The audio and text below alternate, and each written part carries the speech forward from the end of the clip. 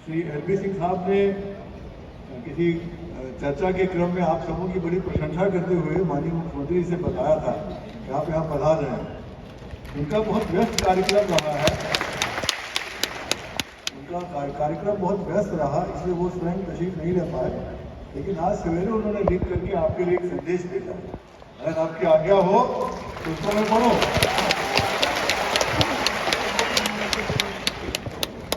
देखो मैं बूढ़ा आदमी हूं, अच्छा इतनी तालियां सुन के मेरा दिल घबराने लगता है।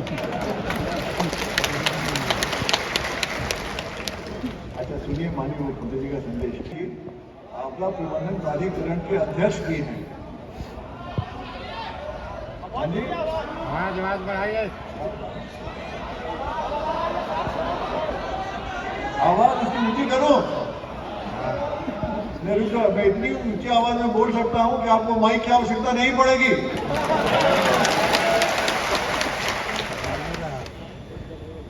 अच्छा जी, तो मैं अपनी बात शुरू करता हूं। माननीय मुख्यमंत्री जी ने जब उनसे मैंने कल बताया कि इतना बड़ा आयोजन है और राज्य के इतने अच्छे लोग आने वाले हैं, जो आखिरी मील तक जो आखिरी आदमी को खड़ा करते हैं, तो उन्होंने मुझसे पूछा कि अच्छा बताओ आपकी नजर में भगवान कौन होते हैं? तो मैंने कहा हमने पढ़ा है कि भगवान माँ होती है, भगवान पिता होते हैं और भगवान गुरु होते हैं। तो उन्होंने कहा तुम्हारा कहना सही है, एक चौथा नाम जोड़ लो, डॉक्टर भगवान होते हैं। आप सारे भगवान को मैं नमन करता हूं अपनी ओर से भी और माननीय मुख्यमंत्री जी की ओर से भी। अब उनका संदेश पढ़ता हूं, पढ़ो। स्पष्ट है आवाज? आवाज मेरी स्पष्ट है? मुझे कल सुनाई पड़ा, मेरी आवाज स्पष्ट है? ये हुई ना बात, चलो ठीक है, पढ़ता हूं मैं। मुझे यह जानकर बहुत प्रसन्नता हुई कि बिहार राज्य आपदा प्रबंधन प्राधिकरण ने ग्रामीण सामुदायिक स्वास्थ्य समन्वयकों के लिए पटना में 1 दिवसीय राज्य स्तरीय संवेदीकरण और प्रशिक्षण का कार्यक्रम आयोजित किया है। आगे सुनिए, हमारी सरकार का शुरू से ही स्पष्ट संकल्प है कि राज्य के आपदा पीड़ितों की हर प्रकार से सुरक्षा की जाए। यह बड़ी अच्छी बात है कि आज आप इस संकल्प को पूरा करने में सहभागी बन रहे हैं। बिहार को आपदाओं से मुक्त रखने और सुरक्षित बनाने के लिए राज्य सरकार लगातार सार्थक प्रयास कर रही है। ये सच है ना? है ना? तो ताली तो बजाओ। ग्रामीण क्षेत्रों में स्वास्थ्य सेवाओं को जन जन तक पहुंचाने में आप सबों की महत्वपूर्ण भूमिका रही है, ऐसा हम कहते हैं। आगे कहते हैं, खासकर कोरोना महामारी के दौरान आप सभी ने अत्यंत सराहनीय कार्य किया है। आपदा के समय में आप भी फर्स्ट रिस्पॉन्डर होते हैं। लोग कहते हैं जहां न पहुंचे कवि, जहां न पहुंचे रवि वहां पहुंचे कवि, और जहां कवि न पहुंचे वहां पहुंचे डॉक्टर। आप सबके लिए आपदा प्रबंधन का समुचित प्रशिक्षण का आयोजन बेहद सकारात्मक कदम है, जो न केवल आपको सशक्त बनाएगा बल्कि राज्य को आपदाओं से और भी बेहतर तरीके से निपटाने में मदद करेगा। और ये कहते हैं कि मैं इस कार्यक्रम से जुड़े सभी प्रशिक्षकों और प्रतिभागियों को शुभकामनाएं देता हूँ। आगे एक बात सुनिए, इस बात को ध्यान करिएगा, फिर उसके बाद हम आपसे एक और बात करेंगे। मुझे विश्वास है कि आप लोगों के ऐसे ही और भी कार्यक्रम, आप लोगों के लिए ऐसे ही और भी कार्यक्रम शीघ्र आयोजित किए जाएंगे, जो प्रदेश के विकास में आपकी सक्रिय भागीदारी से मील का पत्थर साबित होगा ना। मैंने उनसे कहा था कि मैं चाहता हूँ ये सारे लोग इतने गुणी हैं, ज्ञानवान हैं, थोड़ा पहले चले हम, अगर थोड़ा पहले चले तो चाणक्य के नीति शास्त्र में आप लोगों के बारे में बहुत अच्छी बात कही गई। आपने कितने लोगों ने नाम सुना चाणक्य नीति शास्त्र का, पढ़ा है? अधिकांश लोगों ने पढ़ा होगा। उनका कहना है कि एक गांव का ग्रामीण वैद्य चिकित्सक जो भी है वो परिवार का पहला सदस्य है। कौन है वो? परिवार का पहला सदस्य है। और सरकार की ये जिम्मेदारी है कि उनको हर प्रकार से सहयोग करके मजबूत करे। ये चाणक्य ने कहा, चाणक्य ने ये कहा है कि ये सरकार की, राज्य कहते हैं, सरकार को कहते हैं राज्य कहते हैं, राज्य की जिम्मेदारी है कि प्रत्येक व्यक्ति को उचित प्रशिक्षण मिले। ये राज्य की जिम्मेदारी है कि यथेष्ट मात्रा में उपकरण और दवाइयां उपलब्ध हों। और सबसे बड़ी बात क्या कही कि आपदा के समय में, मेरे पास वो कागज नहीं है, नहीं तो मैं आपको पढ़ के सुनाता श्लोक। आपदा के समय में सबसे पहले खड़े आने वाले जो व्यक्ति होते हैं वो गांव के वैद्य और डॉक्टर होते हैं। उनका सम्मान करना सीखिए। राजा से कहा है कि वैद्यों का, गांव के चिकित्सकों का सम्मान करना सीखिए। ये चाणक्य नीति में कहा गया। मैं उनकी तरफ से, राज्य सरकार की तरफ से आपका बार बार सम्मान करता हूँ। झुक भूल अनुमान में हम बार बार आपको नमन करते हैं। और एक चीज मैं आपसे उम्मीद करता हूँ, मुझे आप निराश नहीं करेंगे।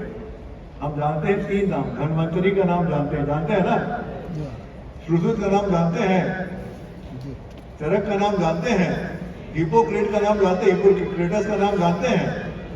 ये पश्चिमी दुनिया के जिनके नाम पर शपथ लेते हैं डॉक्टर लोग, जितने MBBS डॉक्टर्स होते हैं वो हिपोक्रेटिक ओथ लेते हैं, मालूम है ना आपको। और हम किसी के नाम कोई शपथ लेते नहीं है। लेकिन मैं चाहता हूँ आप मेरे साथ, मेरे पास लिखा हुआ कुछ नहीं, जो मेरे मन में है वो आपसे चाहता हूँ, उम्मीद करता हूँ, अपेक्षा करता हूँ कि मैं आपके साथ खड़ा हूँ, आप भी राज्य के साथ खड़े होकर एक छोटी सी प्रतिज्ञा करेंगे, हाँ या ना?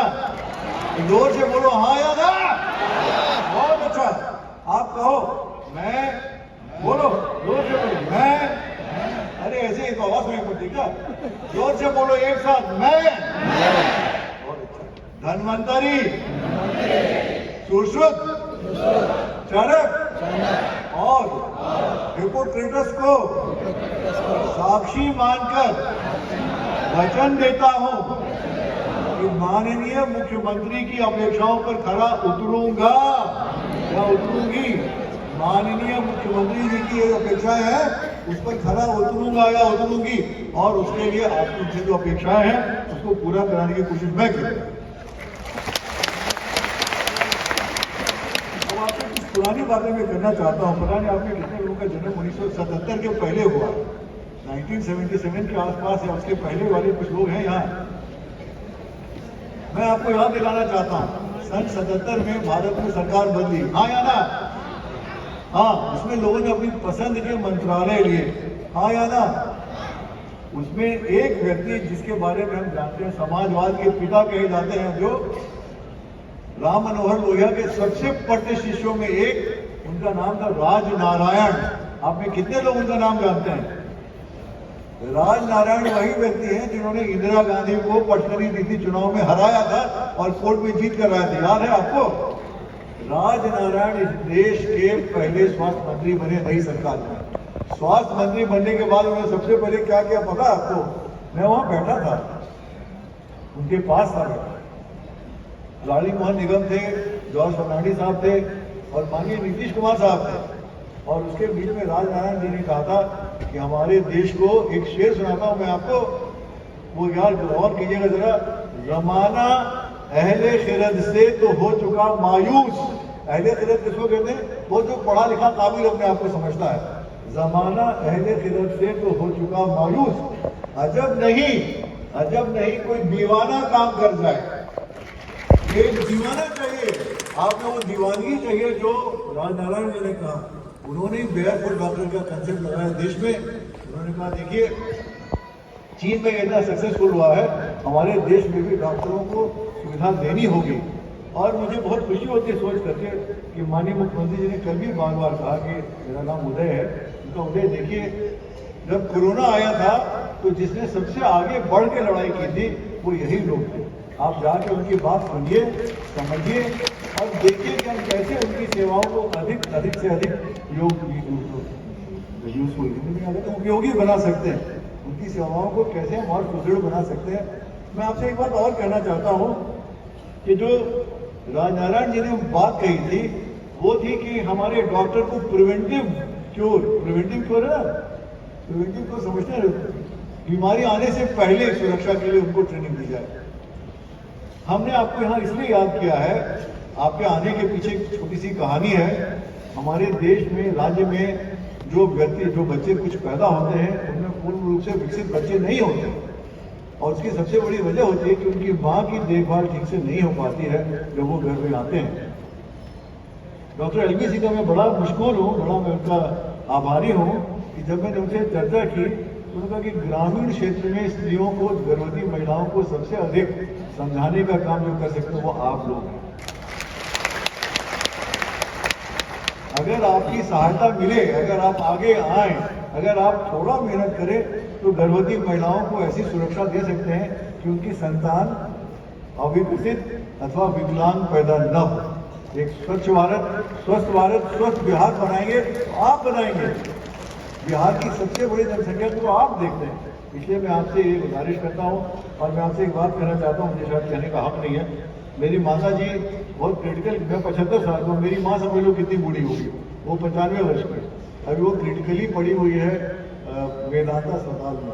मैं उनको छोड़कर सिर्फ आपसे मुखातिब होने के लिए आया क्योंकि मेरे पास मुख्यमंत्री जी का संदेश था। मेरे सामने दो चॉइस थी, या तो मैं अपनी माँ की सेवा करूं या अपने राज्य की सेवा करूं। तो मुझे ऐसा लगा कि मैं थोड़ी देर में आपके साथ अपनी बात कह सकूंगा, तो मेरी माँ इसलिए मुझे आशीर्वाद देगी, खुश होगी। उनसे मैंने आज्ञा की, मैंने कहा मैं जा रहा हूँ डॉक्टरों से बात करने, थोड़ी देर में हाजिर हो जाऊँगा। उन्होंने कहा आप जाइए और सबको मेरी तरफ से भी आशीर्वाद दे के आइए। तो मैं अपनी पूरी माँ की तरफ से आप सबको आशीर्वाद देता हूँ, इस आयोजन की सफलता की कामना करता हूँ और आपसे माफी चाहता हूँ। अगर आपकी आज्ञा हो तो मैं वापस अस्पताल चला जाऊँ। एक बार जोर से ताली बजा के बताओ, गाँव में कौन है?